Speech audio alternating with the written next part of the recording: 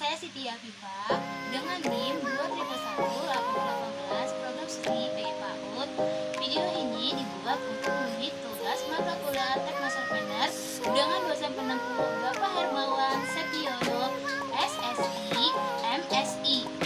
Teknoservener menurut saya merupakan strategi dari kemampuan dakwah pada penguasa teknologi serta tentang konsep kewirausahaan, suatu proses dari pengembangan inovasi untuk memecahkan masalah yang ada dan mengimplementasikan cara meningkatkan daya asing dari pasar global. Pada zaman sekarang, sedangkan socialpreneur adalah seorang yang menjalankan suatu bisnis dengan tujuan untuk membantu kehidupan sosial masyarakat.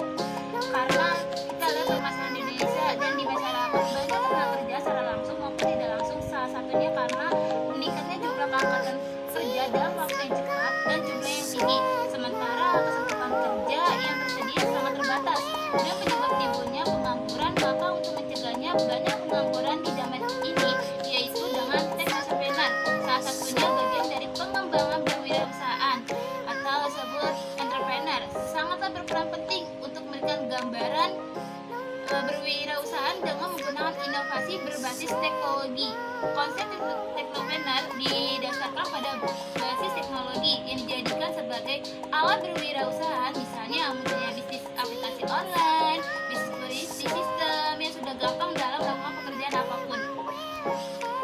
Nah, di sini juga ada perkembangan penduduk di Indonesia. Menurut saya, penduduk Indonesia pada tahun 2000 sampai 2010 sudah banyak mencapai 1,49 jumlah penduduk.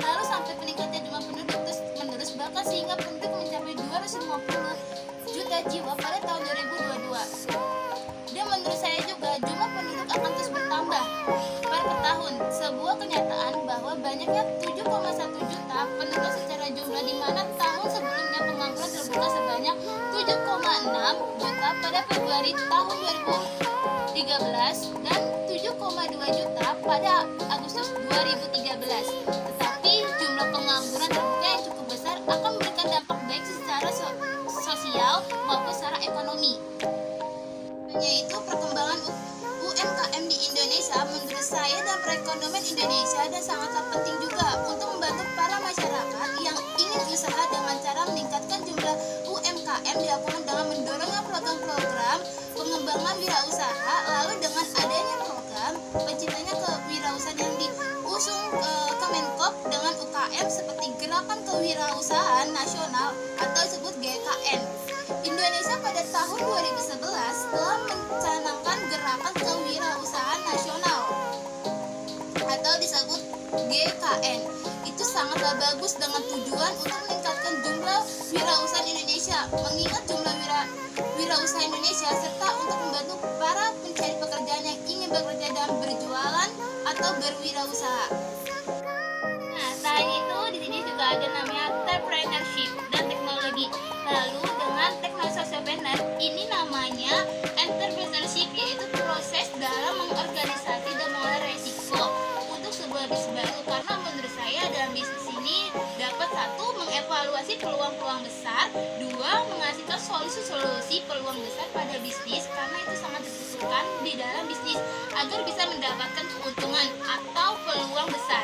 Yang ketiga, memperoleh sumber daya yang diperlukan, uang, orang, ataupun peralatan untuk menjalankan bisnis yang hebat dan akan mendapatkan sebuah peluang yang sangat besar untuk bisnisnya.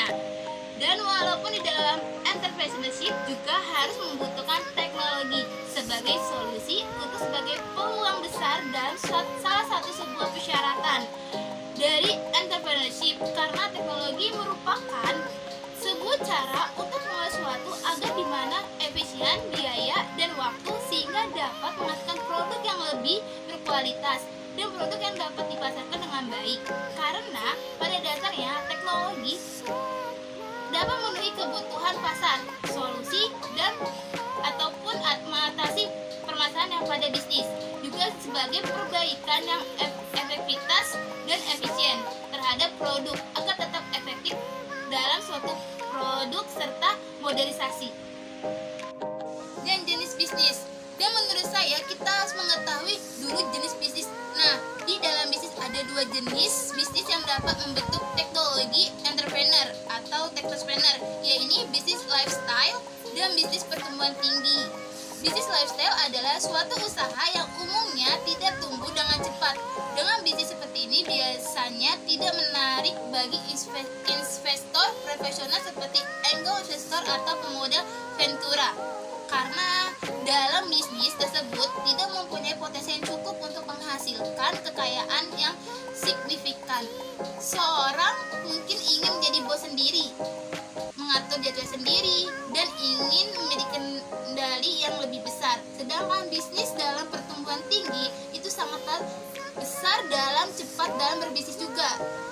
Imbalan yang sangat tinggi sehingga dapat menarik pemodalan venture dalam perusahaan besar. Dan ada beberapa juga perusahaan dengan bisnis pertumbuhan tinggi adalah seperti Dell Games, EMC Games, dan Biogen IDC.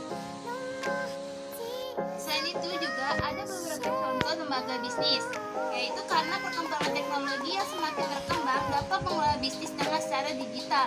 Namun biasanya juga dimulai dengan keberanian untuk menciptakan inovasi yang memberikan solusi atas permasalahan sehari-hari. Karena dengan mulai permasalahan sehari-hari dapat belajar untuk memulai sesuatu dari kecil hingga besar. Menurut saya ada beberapa lembaga bisnis di Indonesia dengan campur teknologi yang dapat menghasilkan bisnis atau suatu produk yang dapat membantu masyarakat untuk mengetahuinya dengan mudah melalui sebuah teknologi yang berkembang di zaman sekarang, yaitu contohnya yang pertama adalah Zhang Yiming, adalah seorang yang mendirikan pengusaha aplikasi TikTok, yaitu adalah sebuah aplikasi sangat viral yang sudah banyak dipakai masyarakat Indonesia yang memenuhi oleh para konten kreator untuk bisa bikin video. Di dalam aplikasi TikTok juga bisa membuat konten dalam berjualan, karena TikTok juga memiliki di dalamnya ada fitur TikTok Shop untuk khusus bisnis dan video konten berjualan di dalamnya untuk sebagai promosi sebuah produk atau layanan jasa bagi para pengguna yang ingin berbisnis dan berjualan dengan mudah melalui teknologi.